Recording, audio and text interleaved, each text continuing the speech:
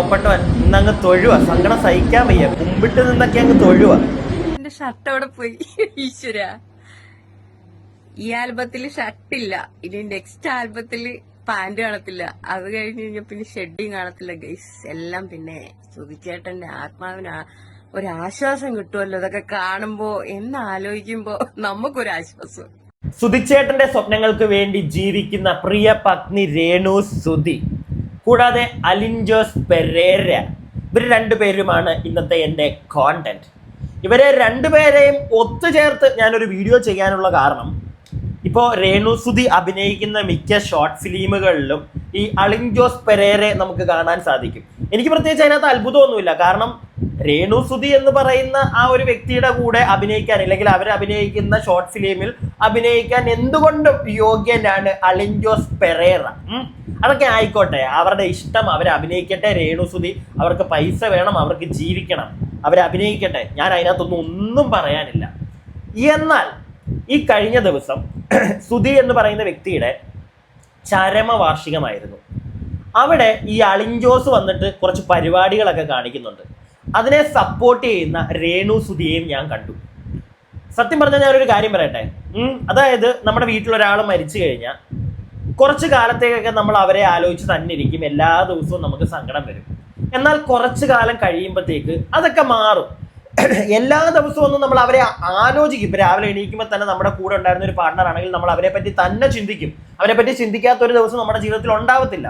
പക്ഷേ രാവിലെ തൊട്ട് വൈകുന്നേരം വരെ അവരെ പറ്റി തന്നെ ചിന്തിച്ചിരുന്ന് കരയുക എന്ന് പറയുന്ന പരിപാടിയൊന്നും അത് ചെയ്യരുത്. അങ്ങനെ ആരെങ്കിലും ചെയ്യുന്നുണ്ടെങ്കിൽ അങ്ങനെ ചെയ്യരുത്.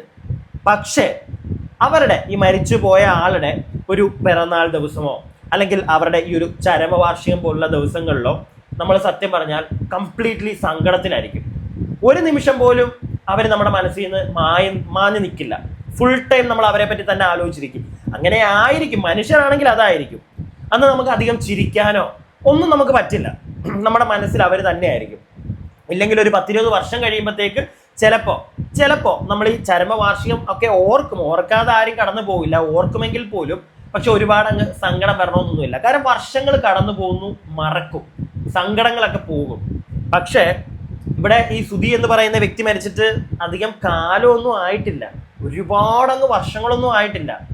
അതുകൊണ്ട് തന്നെ എല്ലാ ദിവസവും, ഞാൻ വീണ്ടും പറയുന്നു, എല്ലാ ദിവസവും രാവിലെ തൊട്ട് വൈകുന്നേരം വരെ എൻ്റെ സുധിച്ചേട്ടാ എന്ന് പറഞ്ഞ് രേണു സുധി ഇരുന്ന് കരയണമെന്നൊന്നും ഞാൻ പറയത്തില്ല, അങ്ങനൊന്നും ചെയ്യരുത്. പക്ഷെ അവരുടെ ആ വ്യക്തിയുടെ ഒരു ചരമദിനത്തിന് ഈ അലിൻ ജോസിനെ പോലെ അളിഞ്ഞവനെയൊക്കെ വീട്ടിൽ വിളിച്ച് കയറ്റി അവനെ കൊണ്ട് തുള്ളിച്ചാടിപ്പിക്കുന്ന പരിപാടിയൊക്കെ എൻ്റെ പൊന്ന് രേണു സുധി, അത് നിന്നെ കൊണ്ടേ പറ്റുള്ളൂ കേട്ടോ. ഈ രേണു സുധിയെ നമ്മൾ എന്തെങ്കിലും പറഞ്ഞു കഴിഞ്ഞാൽ ഇപ്പൊ തെറി പറയാനായിട്ട് കുറെ പേര് ചാടി വരുന്നുണ്ട്. അവരോടൊക്കെ എനിക്ക് ചോദിക്കാനുള്ളത്, ഒന്ന് ആലോചിച്ച് നോക്കുക. നിങ്ങളുടെ വീട്ടിൽ ഒരാളെയാണ് ഇങ്ങനെ മരിച്ചുപോയി, അവരുടെ ഒരു ചരമവാർഷികത്തിന് ഇങ്ങനെയൊക്കെ നിങ്ങൾ വീട്ടിൽ നിന്ന് പുറത്തുനിന്ന് ഏതെങ്കിലും ഒരുത്തനെ കൊണ്ടുവന്നിട്ട് ഡാൻസ് ഒക്കെ കളിപ്പിക്കുമോ? അല്ല, അങ്ങനെ നിങ്ങൾ ചെയ്യുമെങ്കിൽ ഹാൻഡ്സ് ഓഫ്. നിങ്ങൾ എന്നെ തെറി പറഞ്ഞു, എനിക്ക് ഒരു കുഴപ്പമില്ല. ഞാൻ ആ ഒരു കാര്യത്തിൽ മാത്രമേ ഇപ്പൊ ഈ സ്ത്രീയെ വിമർശിക്കുന്നുള്ളൂ, വേറെ ഒന്നും ഞാൻ പറയാനില്ല.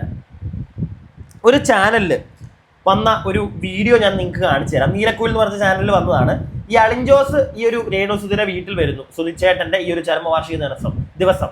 എന്നിട്ട് ആദ്യമേ ഇവൻ കാണിച്ചൊരു പരിപാടിയുണ്ട്, അത് ചിലപ്പോൾ നിങ്ങൾ കണ്ടു കാണത്തില്ല. ഫസ്റ്റ് ഇവൻ ആ വീട്ടിൽ വന്ന് കയറി കാണിച്ചൊരു പരിപാടിയുണ്ട്, ഇത് നിങ്ങളൊന്ന് കണ്ടുപോയിക്ക്.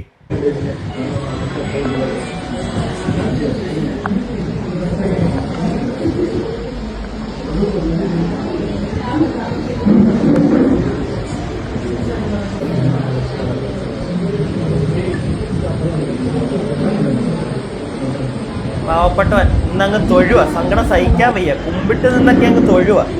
ഈ കുമ്പിട്ട് നിൽക്കുന്നുണ്ടോ, മുഖത്ത് സങ്കടമാണ് അവൻ്റെ. അയ്യോ, പോട്ടെ അവൻ്റെ സങ്കടം ഓക്കെ, അവന് ഭയങ്കര സങ്കടമാണ്. അവൻ്റെ ജനിക്കാതെ പോയ വേണ്ട, ഞാനൊന്നും പറയുന്നില്ല. ഇത് കഴിഞ്ഞിട്ട് ഇത്രയും സങ്കടം അവൻ്റെ മുഖത്ത് തുളുമ്പി നിൽക്കുകയാണ്. ഇതിന് ശേഷം ഞാനൊരു വീഡിയോ കാണിച്ചു തരാം. അതിന് മുമ്പ് ഒരു ചാനലിൽ വന്ന ഇവന്റെ വീഡിയോ, ആ വീഡിയോയ്ക്ക് എഴുതിയിരിക്കുന്ന ഒരു ക്യാപ്ഷനാണ്, സുധിച്ചേട്ടന്റെ ഓർമ്മ ദിവസം സുധിലയം വീടിന്റെ മുന്നിൽ അലിൻ ജോസ് പെരേരയുടെ തകർപ്പൻ ഡാൻസ് കണ്ട് രേണു സുധി പറഞ്ഞത് കേട്ടോ. ഇനി ആ ഡാൻസ് നിങ്ങൾക്കൊന്ന് കാണണ്ടേ? ആ വീട്ടിൽ കയറി കരഞ്ഞവനാണ്, സുധി മരിച്ചതിന്റെ പേരിൽ ആ വീട്ടിൽ കയറി, അല്ലെങ്കിൽ സുധിയുടെ ചരമദിനത്തിന്റെ അന്ന് ആ വീട്ടിൽ കയറി കണ്ണീരൊക്കെ ഒലിപ്പിച്ച് അവിടെ കയറി. കണ്ണീരൊന്നും ഒലിപ്പിച്ചില്ല, ഞാൻ ആ ഒരു ഗമ്മിലൊക്കെ പറഞ്ഞതാണ്, കണ്ണീരൊന്നും ഇല്ല. പക്ഷെ അവന്റെ മുഖത്തെ സങ്കടം നിങ്ങൾ കണ്ടല്ലോ.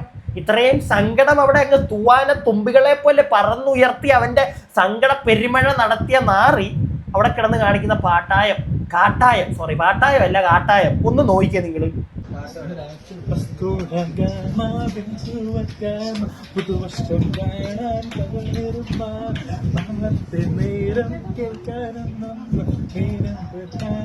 ആ പുറകെ നിൽക്കുന്ന ചേച്ചിയെ കണ്ട, ആ ചേച്ചിക്ക് ചിരി നിർത്താൻ പറ്റുന്നില്ല. എല്ലാരും തന്നെ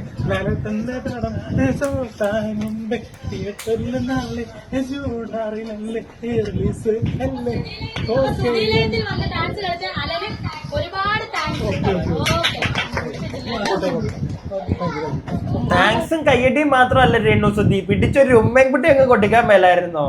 നല്ല ദിവസമാണല്ലോ അവൻ വന്ന് പാട്ടൊക്കെ പാടി ഡാൻസ് കളിക്കുന്നത്. ചോട്ടാ മുംബൈ ഇന്ന് റിലീസാണ് സിനിമയ്ക്ക് പ്രൊമോഷൻ കൊടുക്കും അവന്റെ സുന്ദരമായ പാട്ട് കൊണ്ട്. അതും ഒരു മരിച്ച ഒരു വ്യക്തിയുടെ ചരമദിനത്തിന്റെ അന്ന്. എന്നിട്ട് അതും പോരാഞ്ഞിട്ട് ആ മരിച്ചുപോയ വ്യക്തിയുടെ ഭാര്യ കൺഗ്രാജുലേറ്റ് ചെയ്യുന്നു, മോനെ സൂപ്പർ താങ്ക്സ് മോനെ, നീ വീട്ടിൽ വന്ന് പാട്ടുപാടി ഡാൻസ് കളിച്ചേനെന്ന്. അല്ല എന്താ പറയണ്ടേ, ഞാനൊന്നും പറയുന്നില്ല. നിങ്ങൾക്ക് എന്തെങ്കിലും പറയാനുണ്ടെങ്കിൽ നിങ്ങൾ കമന്റ് ബോക്സിൽ പറ. നിങ്ങൾക്ക് ആർക്കും ഒന്നും പറ. നിങ്ങൾക്ക് എല്ലാവർക്കും ഇവിടെ സപ്പോർട്ട് ചെയ്യാനാണോ എപ്പോഴും തോന്നുന്നത്? സപ്പോർട്ട് ചെയ്യുക. ഇവള് ആ സ്ത്രീ അവർ ജീവിക്കാൻ വേണ്ടിയാണ്, അവർ അഭിനയിച്ചോട്ടെ, എന്താന്ന് വെച്ചാൽ കാണിച്ചോട്ടെ. പക്ഷെ ഇതൊക്കെ കണ്ടിട്ട് മിണ്ടാതിരിക്കാൻ പറ്റുമോ? അല്ല ഇങ്ങനെ ആരെങ്കിലും നമ്മുടെ നാട്ടിൽ ആരെങ്കിലും ഈ പരിപാടിയൊക്കെ ചെയ്യുമോ? ഇതുപോലൊരു കോമാളിയെ ചരമദിനത്തിന്റെ അന്ന് വീട്ടിൽ വിളിച്ചു വരുത്തിയത് പോട്ടെ, വീട്ടിൽ വിളിച്ചു വരുത്താം. രേണുസുധിയുടെ വീട്, രേണുസുധിക്ക് ആർക്ക് വേണമെങ്കിലും ആരെ വേണമെങ്കിലും വിളിക്കാം. അവിടെ ഓൺലൈൻ മീഡിയക്കാരൻ നിൽപ്പുണ്ടെന്ന് അറിയാം. അവരുടെ ഫ്രണ്ടിൽ വെച്ച് ഈ തോന്നിവാസമൊക്കെ കാണിക്കേണ്ട വല്ല കാര്യമുണ്ടോ?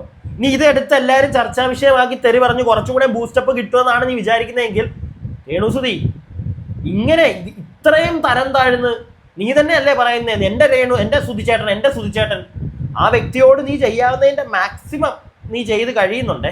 ഇതിൽ കൂടുതലൊന്നും ഇല്ല നീ അയാളോട് ചെയ്യാനായിട്ട്. ഈ വേട്ടാവളിയെ, ഈ അളിഞ്ചോസ് എന്ന് പറയുന്നവൻ, ഇവന്റെ ഈ പരിപാടി, ഈ ഡാൻസ് പരിപാടി, ഈ ചരമ ദിവസം മാത്രമൊന്നും അല്ല, കല്യാണ വീടുകളിലൊക്കെ ഇവനെ ഇപ്പൊ വിളിക്കുന്ന കാണുന്നുണ്ട്. എനിക്ക് മനസ്സിലാവുന്നില്ല. ഞാൻ സെപ്പറേറ്റ് ഒരു വീഡിയോ ഇത് ചെയ്യണമെന്ന് വിചാരിച്ചു, പിന്നെ വിചാരിച്ചു വേണ്ട. ഈ അളിയനെയൊക്കെ പിടിച്ച് അളിഞ്ഞവനെ എനിക്ക് വയ്യ അവനെ പ്രൊമോട്ട് ചെയ്ത് വിടാൻ. പക്ഷെ അവനെ വിളിക്കുന്നവരോടാണ് എനിക്ക് ചോദിക്കാനുള്ളത്, നിങ്ങൾക്കൊന്നും ഒരു നാണക്കേടും തോന്നാറില്ല? ഇവനെ പോലുള്ള ഒരുത്തനെ നിങ്ങളുടെ ഒരു കല്യാണത്തിനൊക്കെ വിളിച്ചിട്ട് അവിടെ ഇവനെ കൊണ്ട് ഡാൻസ് കളിപ്പിക്കുമ്പോൾ നിങ്ങൾക്ക് എനിക്കത് മനസ്സിലാവുന്നില്ല. ഞാൻ ഒരു വീഡിയോ ഇവിടെ കാണിച്ചില്ല, ഒന്ന് കണ്ടോണേ.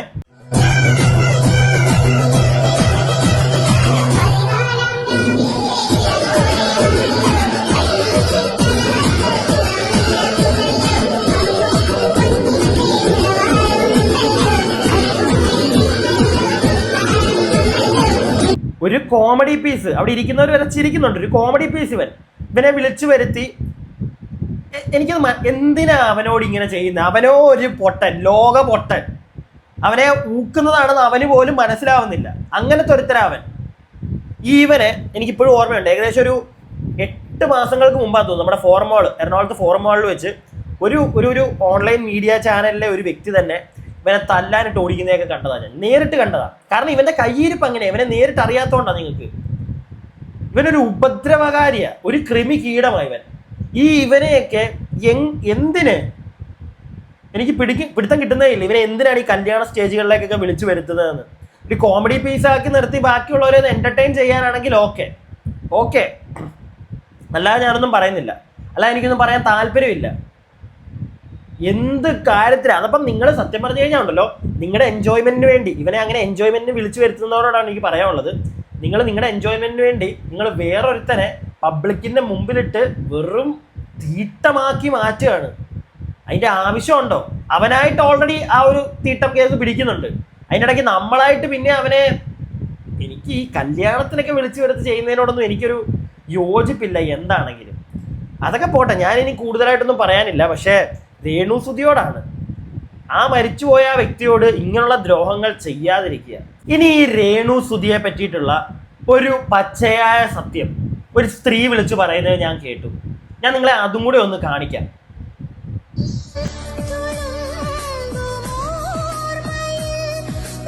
ഇവന്റെ ഷർട്ട് അവിടെ പോയി. ഈശ്വര, ഈ ആൽബത്തിൽ ഷർട്ടില്ല, ഇനി നെക്സ്റ്റ് ആൽബത്തില് പാന്റ് കാണത്തില്ല, അത് കഴിഞ്ഞ് കഴിഞ്ഞാൽ പിന്നെ ഷെഡിങ് കാണത്തില്ല ഗൈസ്. എല്ലാം പിന്നെ സുധിച്ചേട്ടന്റെ ആത്മാവിന് ഒരാശ്വാസം കിട്ടുമല്ലോ ഇതൊക്കെ കാണുമ്പോ എന്നാലോചിക്കുമ്പോ നമുക്കൊരാശ്വാസം. അയ്യോ, ഒന്നും പറയാൻ പാടില്ല കേട്ടോ. ഷേ, പിന്നെ ഇവരുടെ ആൽബത്തിൽ കെട്ടിപ്പിടുത്തില്ലാത്ത ഒരു രീതിയില്ല. നമ്മൾ എന്തോരോ ആൽബങ്ങള് പണ്ടത്തെയൊക്കെ കണ്ടിട്ടുണ്ട്, അതിലൊന്നും ആ ഒരു സീനേ ഇല്ല. പക്ഷെ ഇവരുടെ ആൽബത്തിൽ പ്രത്യേകിച്ച് കെട്ടിപ്പിടുത്തവും ഉമ്മവയ്ക്കല്, പിന്നെ ഈ മറ്റേ ഹെവി കുക്ക് വെച്ച് കെട്ടിപ്പിടിച്ചു കഴിഞ്ഞാൽ പിന്നെ അങ്ങ് വിടത്തില്ലല്ലോ, അതുപോലെയാണ്. പിന്നെ ഇപ്പൊ പുതിയതായിട്ട് വന്നിരിക്കുന്നത് ഇപ്പൊ ഷർട്ടില്ല, നാളെ പാന്റ് കാണത്തില്ല, അതിന്റെ അടുത്ത് അടിയിലുള്ള ഷെഡ് വരെ കാണത്തില്ല ഗൈസ്. അടിപൊളി. എല്ലാം സുധിച്ചേട്ടന്റെ ആത്മാവ് കാണുന്നുണ്ടല്ലോ. അല്ലേ എല്ലാം സുധിച്ചേട്ടന് വേണ്ടി. ഈ ചേച്ചി പറയുന്ന കാര്യങ്ങളൊക്കെ ശരിയാണ്, പക്ഷേ നമുക്ക് അതിനകത്ത് മനസ്സിലാക്കേണ്ട ഒരു കാര്യം എന്താന്ന് വെച്ച് കഴിഞ്ഞാൽ ഇതൊന്നും രേണുസുതിയായിട്ട് ചെയ്യുന്നതല്ല. ഈ രേണുസുതി എന്ന് പറയുന്ന സ്ത്രീയെ ഉപയോഗിക്കുന്ന ഒരുപാട് ആളുകളുണ്ട്, അവരുടെ ആ ഒരു നെഗറ്റീവ് ഇമേജിനെ. അല്ലാതെ അവർ മറ്റേ അഭിനയിച്ച് അങ്ങ് തകർക്കുന്ന ഒരു സ്ത്രീ ആയതുകൊണ്ടൊന്നും അല്ല അവരെ ഈ ഷോർട്ട് ഫിലിമിലൊന്നും വിളിച്ച് കയറ്റുന്നത്, ഒരിക്കലും അല്ല. എനിക്ക് തോന്നുന്നില്ല. അവർക്കൊരു ഇമേജ് ഉണ്ട്, ഒരു നെഗറ്റീവ് ഇമേജ് പബ്ലിക്കിന്റെ മുമ്പിൽ. അവരെ തെറി പറയാനാണെങ്കിലും അവരഭിനയിച്ച ഷോർട്ട് ഫിലിം ഇപ്പൊ ഇരുന്ന് ഈ ചേച്ചി പറയുന്നില്ലേ, ഇതുപോലെ പറയാനാണെങ്കിലും ഇപ്പൊ നമ്മൾ ചെയ്യുന്ന കണക്ക് വീഡിയോ ചെയ്യുന്നില്ലേ, ഇതിനൊക്കെ വേണ്ടിയിട്ട് നമ്മൾ ഇവരെ ഉപയോഗിക്കുമെന്ന് അറിയാം. അതുകൊണ്ട് തന്നെ വേറെ രീതിയിൽ കുറെ ആളുകൾ ഇവരെ ഉപയോഗിക്കുന്നു. അതായത് ആ ഒരു നെഗറ്റീവ് ഇമേജ് കുറച്ചും കൂടെ ഇവർക്ക് കൂട്ടിക്കൊടുക്കുന്നു. കൂട്ടിക്കൊടുക്കുക ഇൻ ദ സെൻസ് അത് മനസ്സിലായില്ലേ, മറ്റേ വേറെ അർത്ഥമൊന്നും അല്ല കേട്ടോ, അങ്ങനെയൊന്നും ഇനി ആരും ചിന്തിക്കല്ലേ. ആ ഒരു പരിപാടി നല്ല രീതിയിൽ നടക്കുന്നുണ്ട്. അല്ലാതെ ഇവരായിട്ടൊരു ഷോർട്ട് ഫിലിമിന് എനിക്ക് കെട്ടിപ്പിടിച്ചേരം നിൽക്കണമെന്ന് പറയുന്നു, അങ്ങനൊന്നും ആണെന്ന് എനിക്ക് തോന്നുന്നില്ല. അവരെ കൊണ്ട് ആ ഡയറക്ടറോ ആരാന്ന് വെച്ച് കഴിഞ്ഞാൽ ഇത് ചെയ്യിപ്പിക്കും. കാരണം അത് നാട്ടുകാരിലേക്ക് എത്തുമ്പോൾ തെറി പറയാം, അതെടുത്ത് കട്ടിങ്സ് ആയിട്ട് ക്ലിപ്പായിട്ട് കട്ട് ചെയ്ത് ആ ഒരു ഷോർട്ട് ഫിലിമിന് തന്നെ റീച്ചാണ്. അത് അതിൻ്റെ അണിയറ പ്രവർത്തകർക്ക് അറിയാം, ഇല്ലെങ്കിൽ കാശ് ഇറക്കുന്നവൻ അറിയാം. എന്നിട്ട് അവൻ്റെ ചാനലിൽ കൊണ്ടുവരുമ്പോൾ അത്യാവശ്യം നല്ല രീതിയിൽ തന്നെ അത് ഓടും, പൈസയും കയറും. അതുകൊണ്ട് മാത്രമാണ് ഈ ഒരു സ്ത്രീയെ വെച്ച് ഒരുപാട് ആളുകൾ ഈ പരിപാടി ചെയ്യുന്നത്. അതും കൂടെ നമ്മളൊന്ന് മനസ്സിലാക്കണം. അല്ലാതെ അവരെ മാത്രം അങ്ങനെ തെറി പറഞ്ഞ് ഒതുക്കുന്നതിനകത്ത് കാര്യമുണ്ടെന്ന് എനിക്ക് തോന്നുന്നില്ല. ഞാനത് എൻ്റെ പേഴ്സണൽ അഭിപ്രായമാണ് ഈ പറഞ്ഞത്. നിങ്ങളുടെ അഭിപ്രായങ്ങൾ താഴെ കമന്റ് ബോക്സിൽ പറയുക. വീഡിയോ ഇഷ്ടപ്പെട്ടാൽ ലൈക്ക് ചെയ്യുക. സബ്സ്ക്രൈബ് ചെയ്യാതെ വീഡിയോ കാണുന്ന ഒരുപാട് ആളുകളുണ്ട്, പറ്റുമെങ്കിൽ ഒന്ന് ചാനൽ സബ്സ്ക്രൈബ് ഒക്കെ ചെയ്യുക.